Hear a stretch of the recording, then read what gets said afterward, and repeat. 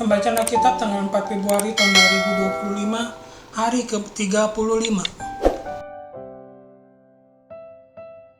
Dua Raja-Raja pasal 5. Naaman disembuhkan. Naaman, panglima Raja Aram, adalah seorang terpandang di hadapan tuannya dan sangat disayangi, sebab oleh dia Tuhan telah memberikan kemenangan kepada orang Aram. Tetapi orang itu, seorang pahlawan tentara, sakit kusta. Orang Aram pernah keluar bergerombolan dan membawa tertawan seorang anak perempuan dari negeri Israel. Ia menjadi pelayan pada istri Naaman. Berkatalah gadis itu kepada nyonyanya, "Sekiranya tuanku menghadap nabi yang di Samaria itu, maka tentulah nabi itu akan menyembuhkan dia dari penyakitnya." Lalu pergilah Naaman memberitahukan kepada tuannya, katanya, "Begini-beginilah dikatakan oleh gadis yang dari negeri Israel itu." Maka jawab Raja Aram, "Baik, pergilah, dan aku akan mengirim surat kepada Raja Israel." Lalu pergilah Naaman dan membawa sebagai persembahan 10 talenta perak dan 6.000 shikal emas dan 10 potong pakaian.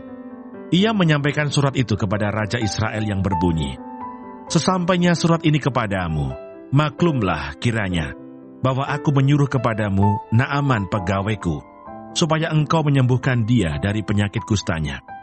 Segera sesudah Raja Israel membaca surat itu, dikoyakkannyalah pakaiannya serta berkata, "Allahkah aku ini yang dapat mematikan dan menghidupkan, sehingga orang ini mengirim pesan kepadaku, supaya kusembuhkan seorang dari penyakit kustanya? Tetapi sesungguhnya, perhatikanlah dan lihatlah, ia mencari gara-gara terhadap aku." Segera sesudah didengar Elisa, abdi Allah itu, bahwa Raja Israel mengoyakkan pakaiannya, dikirimnyalah pesan kepada Raja bunyinya, "Mengapa engkau mengoyakkan pakaianmu? Biarlah ia datang kepadaku, supaya ia tahu bahwa ada seorang nabi di Israel."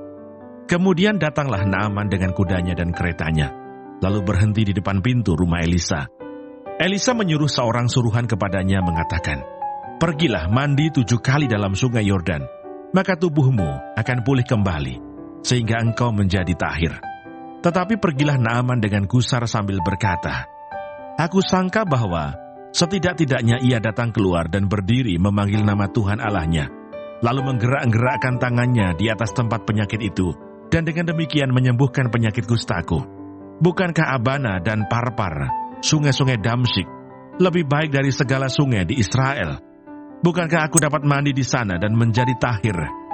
Kemudian berpalinglah ia dan pergi dengan panas hati.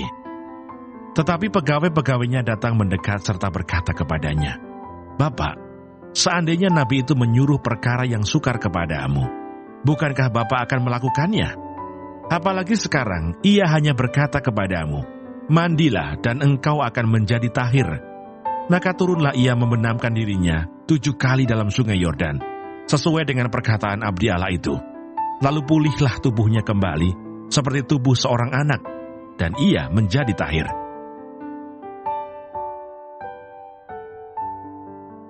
Mazmur 56.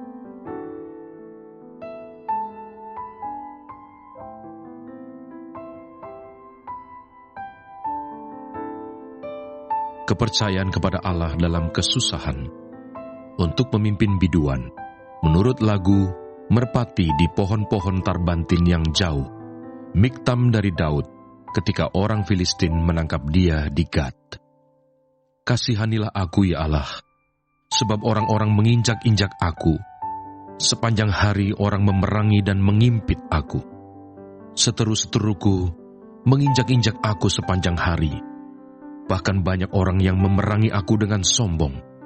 Waktu aku takut, aku ini percaya kepadamu, kepada Allah, yang firman-Nya kupuji. Kepada Allah aku percaya, aku tidak takut. Apakah yang dapat dilakukan manusia terhadap aku? Sepanjang hari mereka mengacaukan perkaraku. Mereka senantiasa bermaksud jahat terhadap aku. Mereka mau menyerbu. Mereka mengintip, mengamat-amati langkahku, seperti orang-orang yang ingin mencabut nyawaku. apakah mereka dapat luput dengan kejahatan mereka? Runtuhkanlah bangsa-bangsa dengan murka-Mu ya Allah. Sengsaraku Engkaulah yang menghitung-hitung. Air mataku Kau taruh ke dalam kirbat-Mu. Bukankah semuanya telah Kau daftarkan? Maka musuhku akan mundur pada waktu aku berseru. Aku yakin bahwa Allah memihak kepadaku. Kepada Allah firman-Nya kupuji. Kepada Tuhan firman-Nya kupuji. Kepada Allah aku percaya, aku tidak takut. Apakah yang dapat dilakukan manusia terhadap aku? Nazarku kepadamu ya Allah akan kulaksanakan, dan korban syukur akan kubayar kepadamu. Sebab Engkau telah meluputkan aku daripada maut, bahkan menjaga kakiku, sehingga tidak tersandung. Maka aku boleh berjalan di hadapan Allah dalam cahaya kehidupan.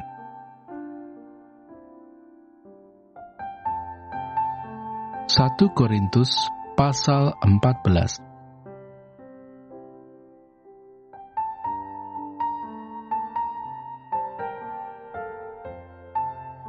Karena itu siapa yang berkata-kata dengan bahasa roh, ia harus berdoa, supaya kepadanya diberikan juga karunia untuk menafsirkannya. Sebab jika aku berdoa dengan bahasa roh, maka rohkulah yang berdoa, tetapi akal budiku tidak turut berdoa. Jadi apakah yang harus kubuat? Aku akan berdoa dengan rohku, tetapi aku akan berdoa juga dengan akal budiku. Aku akan menyanyi dan memuji dengan rohku, tetapi aku akan menyanyi dan memuji juga dengan akal budiku. Sebab, jika engkau mengucap syukur dengan rohmu saja, bagaimanakah orang biasa yang hadir sebagai pendengar dapat mengatakan amin atas pengucapan syukurmu? Bukankah ia tidak tahu apa yang engkau katakan? Sebab sekalipun pengucapan syukurmu itu sangat baik, tetapi orang lain tidak dibangun olehnya. Aku mengucap syukur kepada Allah bahwa aku berkata-kata dengan bahasa roh lebih daripada kamu semua. Tetapi dalam pertemuan jemaat, aku lebih suka mengucapkan 5 kata yang dapat dimengerti untuk mengajar orang lain juga, daripada beribu-ribu kata dengan bahasa roh. Saudara-saudara, janganlah sama seperti anak-anak dalam pemikiranmu. Jadilah anak-anak dalam kejahatan, tetapi orang dewasa dalam pemikiranmu. Dalam hukum Taurat ada tertulis, oleh orang-orang yang mempunyai bahasa lain dan oleh mulut orang-orang asing, aku akan berbicara kepada bangsa ini. Namun demikian, mereka tidak akan mendengarkan aku, firman Tuhan. Karena itu, karunia bahasa roh adalah tanda, bukan untuk orang yang beriman, tetapi untuk orang yang tidak beriman. Sedangkan karunia untuk bernubuat adalah tanda, bukan untuk orang yang tidak beriman, tetapi untuk orang yang beriman. Jadi, kalau seluruh jemaat berkumpul bersama-sama dan tiap-tiap orang berkata-kata dengan bahasa roh, lalu masuklah orang-orang luar atau orang-orang yang tidak beriman, tidakkah akan mereka katakan bahwa kamu gila? Tetapi kalau semua bernubuat, lalu masuk orang yang tidak beriman atau orang baru, ia akan diyakinkan oleh semua dan diselidiki oleh semua. Segala rahasia yang terkandung di dalam hatinya akan menjadi nyata, sehingga ia akan sujud menyembah Allah dan mengaku, sungguh Allah ada di tengah-tengah kamu.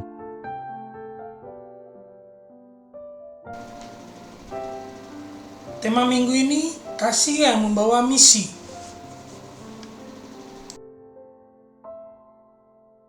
Bacaan hari ini untuk melengkapi apa yang kita baca pada hari Minggu 2 Februari tahun 2025. Renungan.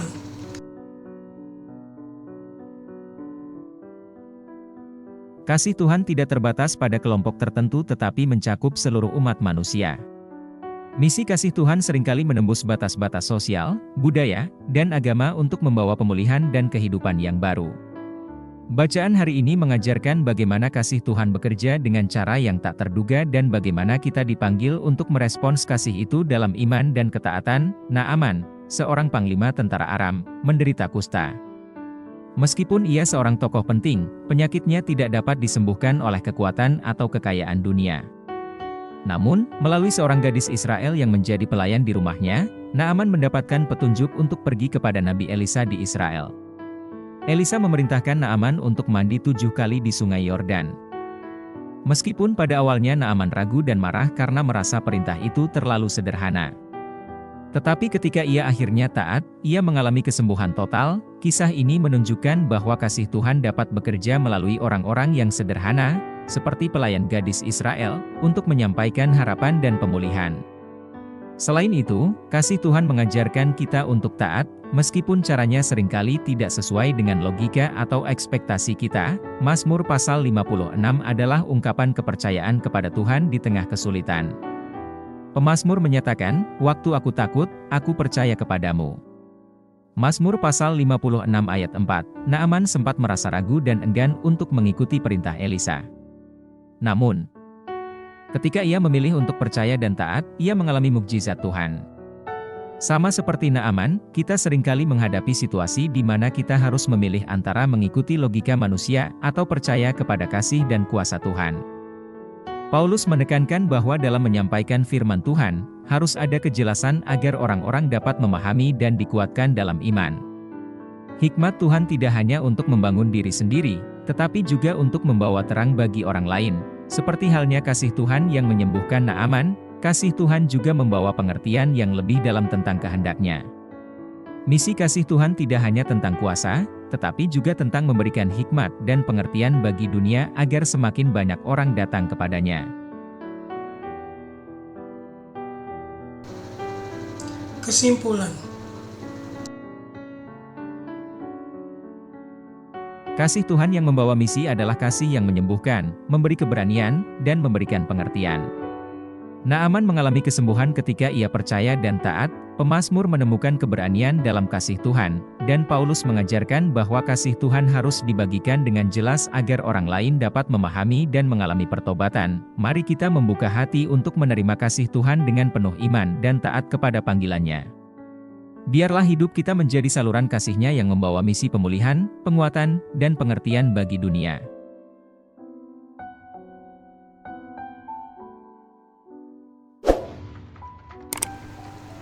Terima kasih, Tuhan Yesus memberkati.